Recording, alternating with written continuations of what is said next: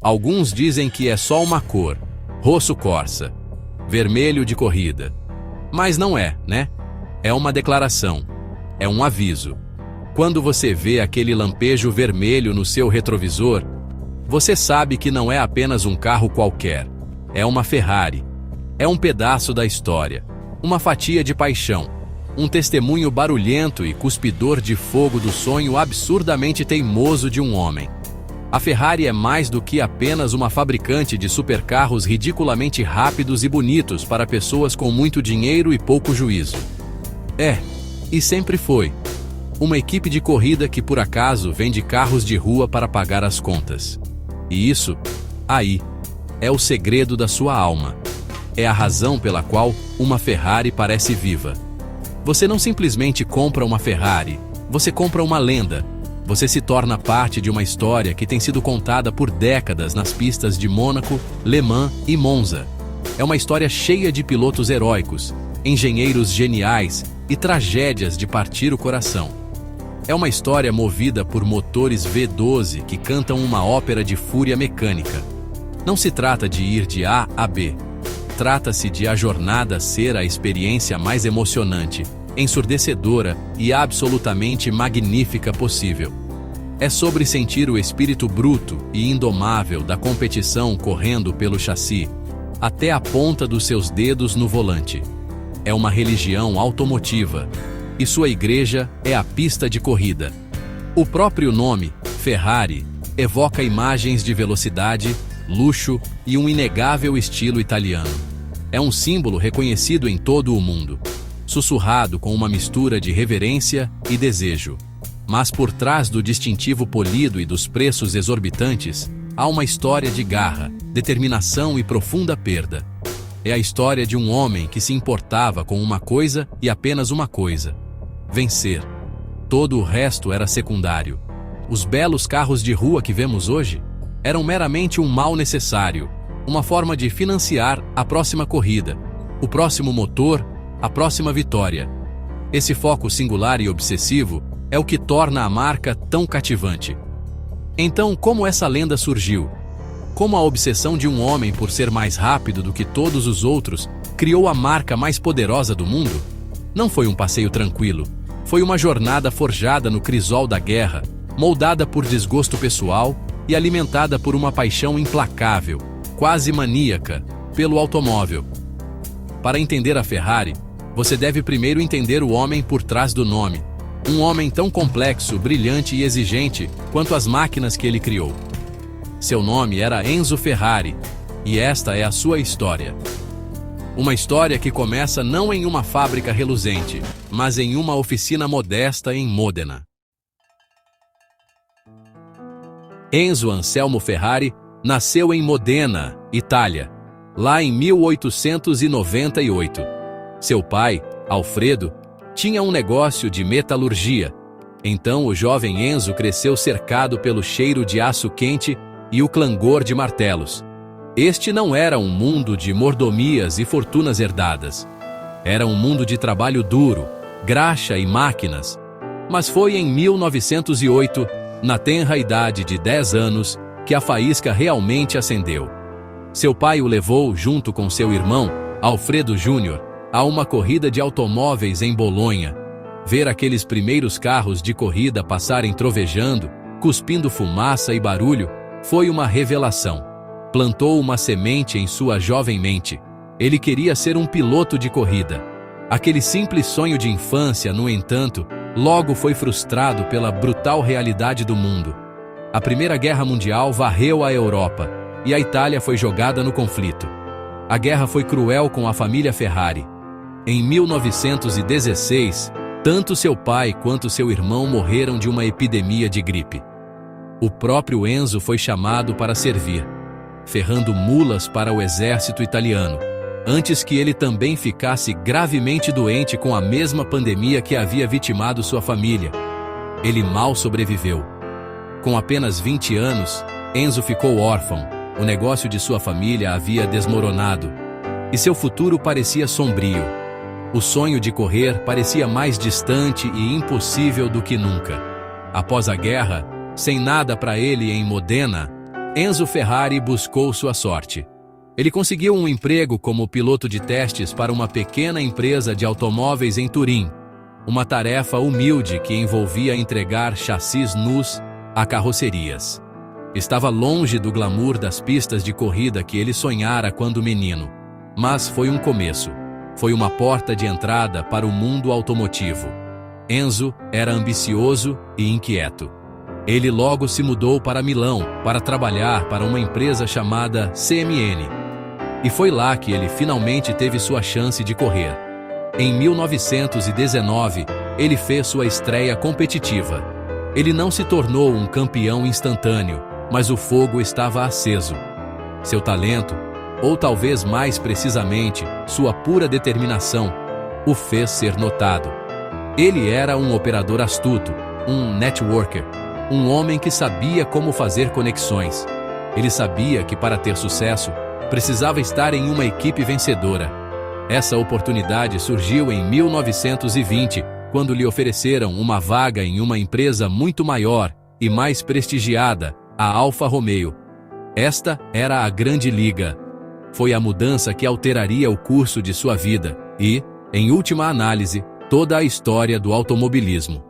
O menino de Modena não era mais apenas um sobrevivente. Ele estava a caminho de se tornar um concorrente.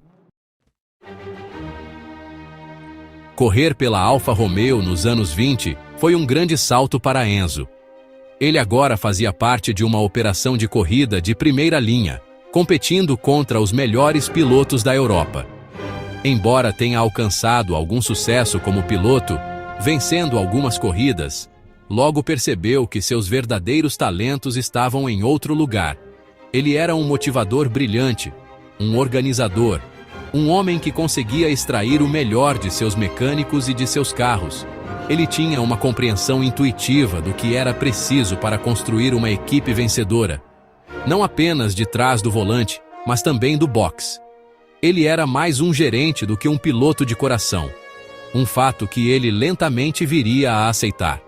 Foi durante esse período, em 1923, que o símbolo mais famoso da história do automobilismo entrou em sua vida. Depois de vencer uma corrida no circuito de Savio, Enzo conheceu os pais do conde Francesco Baracca, um lendário piloto de caça italiano e herói nacional da Primeira Guerra Mundial. Baracca havia pintado um cavalo empinado preto, um cavalino rampante, na lateral de seu avião para dar sorte. A mãe do conde, Condessa Paulina, disse a Enzo para colocar o cavalo em seus carros, pois isso lhe traria boa sorte. Enzo fez exatamente isso, adicionando o fundo amarelo, a cor de sua cidade natal Modena, para criar o emblema icônico que conhecemos hoje. Em 1929, Enzo convenceu a Alfa Romeo a deixá-lo comandar sua própria equipe de corrida, usando seus carros. Ele a chamou de Scuderia Ferrari, que significa simplesmente estábulo Ferrari. Não era uma fabricante de automóveis, era uma equipe de corrida, uma equipe oficial não oficial da Alfa Romeo. Baseada em Modena, a escuderia rapidamente se tornou a força dominante no automobilismo. Enzo reuniu os melhores pilotos, como Tásio Nuvolari, e os melhores engenheiros. Ele administrava a equipe com mão de ferro e uma exigência inflexível por excelência. O nome Scuderia Ferrari, estampado nos carros vermelhos da Alfa Romeo, tornou-se sinônimo de vitória. Seu papel havia mudado completamente. Em 1931, após o nascimento de seu amado filho, Alfredo, apelidado de Dino, Enzo pendurou oficialmente seu capacete de corrida para sempre. Ele agora estava totalmente dedicado a administrar a equipe. Ele era o chefe, o mestre dos fantoches, o commendatore, como seria conhecido mais tarde. A escuderia era sua criação, sua paixão e sua vida inteira. Ele havia encontrado sua verdadeira vocação não em dirigir os carros, mas em fazê-los vencer. O cavalo empinado havia encontrado seu estábulo, e sob o comando de Enzo, estava se preparando para galopar para os livros de história. Ao longo dos anos 30, a escuderia Ferrari era, para todos os efeitos, o departamento de corridas da Alfa Romeo, mas operava com uma identidade distinta. Tudo sob o controle meticuloso e, muitas vezes, tirânico de Enzo. Ele era um mestre da psicologia, colocando seus pilotos uns contra os outros para extrair cada grama de desempenho.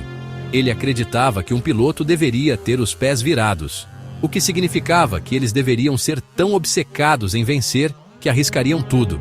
Essa filosofia implacável trouxe imenso sucesso, mas também criou um ambiente de alta pressão onde as tensões muitas vezes eram elevadas. Os carros vermelhos da escuderia dominaram as corridas mais prestigiadas da época. O relacionamento da equipe com a Alfa Romeo em Milão era complicado. Embora Enzo lhes trouxesse glória nas pistas, sua independência e crescente reputação deixavam a alta cúpula em Milão desconfortável. Eles viam o sucesso da escuderia como seu próprio, mas o nome na boca de todos era cada vez mais Ferrari, não Alfa Romeo. Enzo administrava sua operação em Modena com feroz autonomia, tomando decisões sobre pilotos, mecânicos e estratégia de corrida. Ele estava construindo sua própria marca, sua própria lenda, usando os carros de outra pessoa. Era uma posição brilhante, embora precária. Os pilotos que correram pela escuderia durante esse tempo eram lendas por si só. Homens como Tazio Nuvolari, Achille Varzi e Rudolf Caracciola eram gladiadores do automobilismo, lutando em pistas empoeiradas e perigosas por toda a Europa. Enzo os gerenciava a todos, jogando com seus egos e ambições uns contra os outros. Sua infame rivalidade entre Nuvolari e Varzi é um exemplo perfeito de seus métodos. Ele fomentava a competição não apenas com outras equipes, mas dentro de seu próprio estábulo, acreditando que isso tornava seus pilotos mais rápidos e determinados. Era uma estratégia brutal, mas eficaz, que consolidou a temível reputação da escuderia. No entanto, as nuvens de tempestade estavam se formando. Em 1938, a Alfa Romeo decidiu que queria retomar seu programa de corridas internamente. Eles criaram um novo departamento, a Alfa Corse, e efetivamente absorveram a escuderia, oferecendo a Enzo um cargo de gerência, mas tirando sua autoridade. Para um homem como Enzo Ferrari, que ansiava por controle acima de tudo, essa era uma situação intolerável. Ele não era mais o senhor de seu próprio destino. A parceria que havia dominado uma década de automobilismo estava prestes a ter um fim muito abrupto e muito amargo. O cavalo empinado estava prestes a ser libertado. A ruptura com a Alfa Romeo em 1939 foi rápida e azeda. Enzo Ferrari se afastou da empresa que havia servido por quase 2 décadas. Mas havia um porém, um amargo remédio que ele foi forçado a engolir. Como parte de seu acordo de rescisão, ele foi proibido de usar o nome Ferrari em conexão com corridas ou carros por 4 anos. A Alfa Romeo pensou que isso o neutralizaria, que sem seus carros e sem seu próprio nome famoso, ele cairia no esquecimento. Eles não poderiam estar mais errados.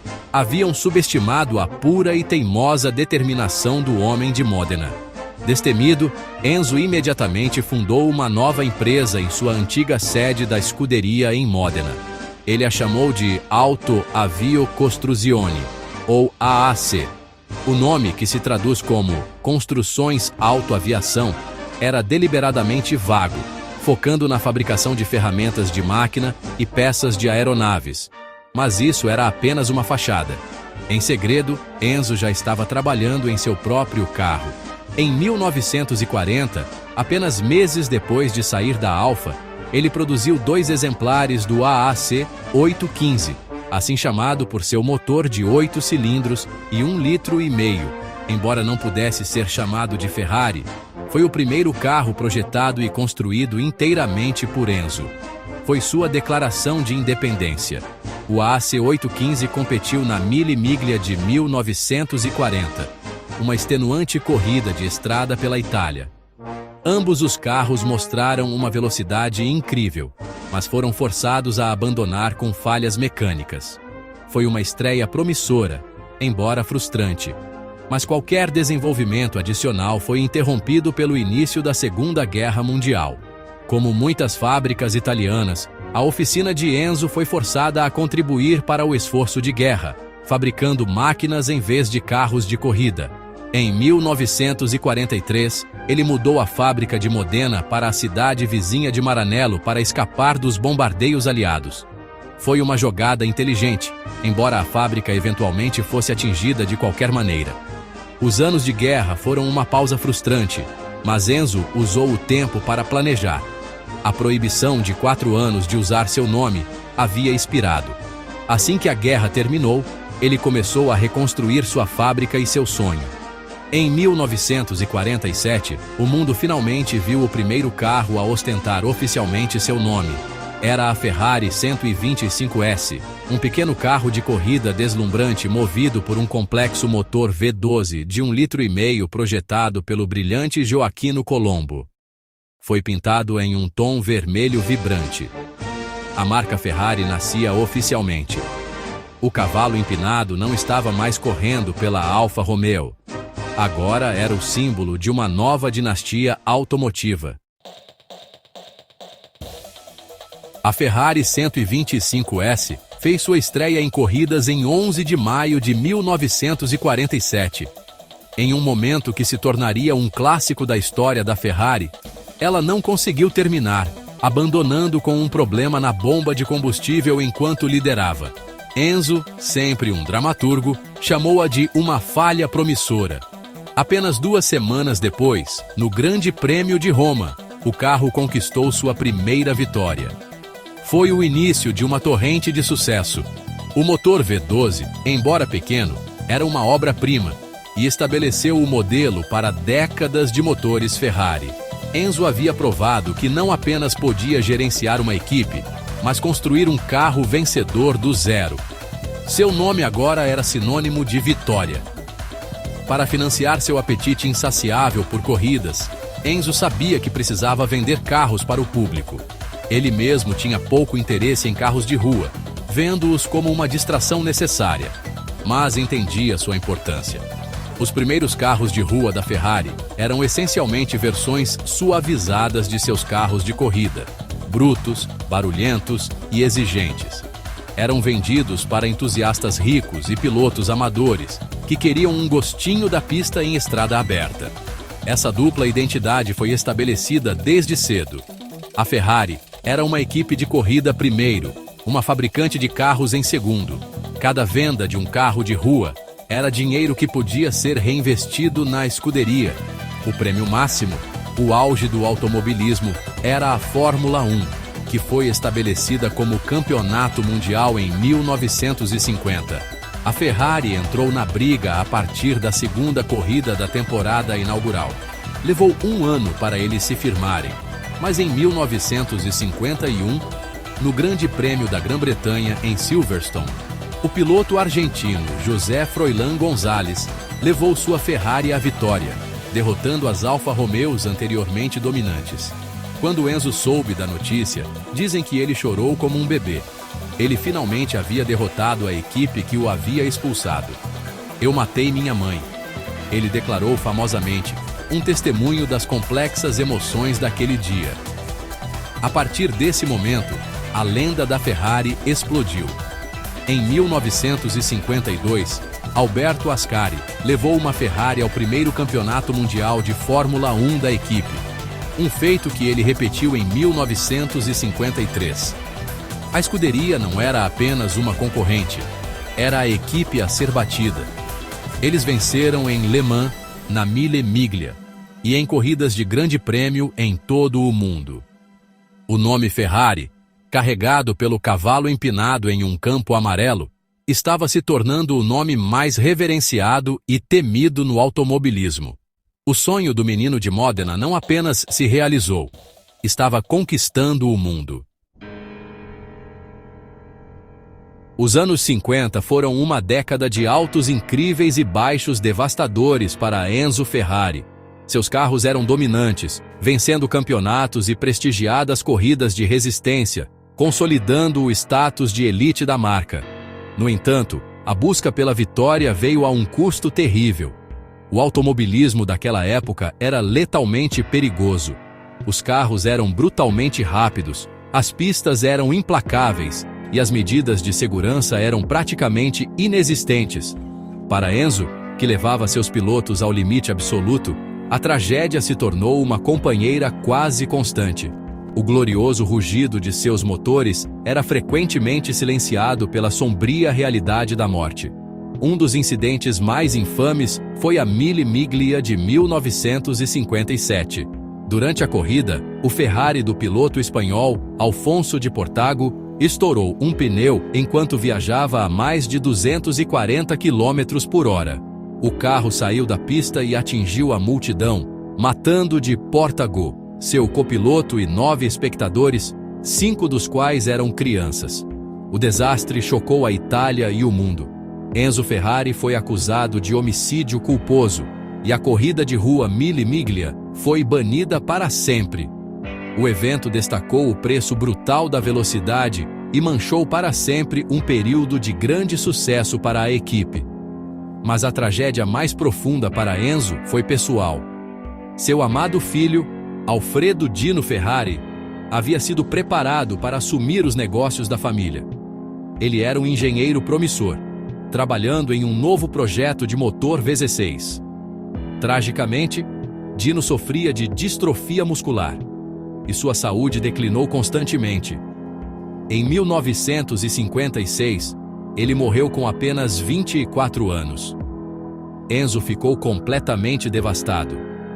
A perda de seu filho e herdeiro o mergulhou em um luto profundo e vitalício. Ele se tornou ainda mais recluso, raramente saindo de Módena e quase nunca mais comparecendo a corridas. Ele começou a usar seus óculos escuros característicos, dizia-se, para esconder seus olhos cheios de lágrimas. A morte de Dino mudou Enzo para sempre, mas não deteve sua busca implacável pela vitória. Se alguma coisa o endureceu, ele canalizou sua dor para o trabalho, tornando-se ainda mais exigente, mais obsessivo. Ele homenageou seu filho, nomeando o motor V6 em que Dino havia trabalhado em seu nome, e mais tarde, toda uma submarca de carros esportivos mais acessíveis, movidos a V6. O sucesso continuou, com pilotos como Mike Hawthorne e Phil Hill vencendo campeonatos de Fórmula 1 para a Ferrari, mas cada vitória era atingida pela tristeza da perda. O cavalo empinado galopava, mas seu mestre carregava um coração pesado. Enzo Ferrari faleceu no verão de 1988, aos 90 anos. Ele viveu para ver sua empresa se tornar um ícone global e sua equipe de corrida a mais bem-sucedida da história. Em um capítulo final dramaticamente apropriado, apenas algumas semanas após sua morte, no Grande Prêmio da Itália em Monza, a equipe Ferrari conquistou uma emocionante vitória de 1-2, encerrando uma temporada de domínio completo de seus rivais McLaren e Honda. Foi como se o próprio Commendatore tivesse orquestrado um último e perfeito triunfo do além-túmulo. Foi um sinal de que, mesmo sem seu fundador, o espírito da Ferrari era indestrutível. Hoje, a empresa é um gigante global, um símbolo de luxo, desempenho e riqueza. Os carros de rua são mais sofisticados e, ouso dizer, mais confiáveis do que nunca. No entanto, no fundo, o DNA permanece o mesmo. Cada nova Ferrari, do mais recente hipercarro híbrido ao Grand Tourer de entrada, ainda carrega um pedaço da alma de Enzo. O coração da empresa ainda está em Maranello, e seu pulso ainda é ditado pela sorte da escuderia nas pistas do mundo. A paixão pela vitória, a obsessão que moveu Enzo por toda a sua vida, ainda é o combustível que impulsiona o cavalo empinado. Os fãs, a tifose, são os guardiões dessa lenda. Em todo o mundo, eles se reúnem em mares de vermelho, sua paixão uma força da natureza. Eles celebram as vitórias com fervor religioso e lamentam as derrotas com dor genuína. Eles entendem que a Ferrari não é apenas uma equipe, é uma identidade, uma família. Eles veem a coragem, a inovação e a história em cada carro que sai dos boxes. Eles são a personificação viva do sonho que começou com um garoto de 10 anos assistindo a uma corrida em Bolonha há mais de um século. Sua lealdade é um testemunho do poder duradouro da visão de Enzo. A lenda da Ferrari, a lenda vermelha, não é apenas uma história de carros e corridas. É uma história humana de ambição, genialidade, sacrifício e uma paixão inabalável que desafiou a guerra, a tragédia e o próprio tempo. O cavalo empinado continua a galopar, mais rápido do que nunca, levando o sonho de seu criador para o futuro. Enzo Ferrari se foi, mas seu coração vermelho ainda bate no grito de cada V12, na emoção de cada vitória e na alma de cada carro que é digno o suficiente para usar seu nome. A lenda está viva e bem, e é muito, muito barulhenta. Se inscrevam no canal, deixa seu like e obrigado pelo seu acesso. Até o próximo vídeo!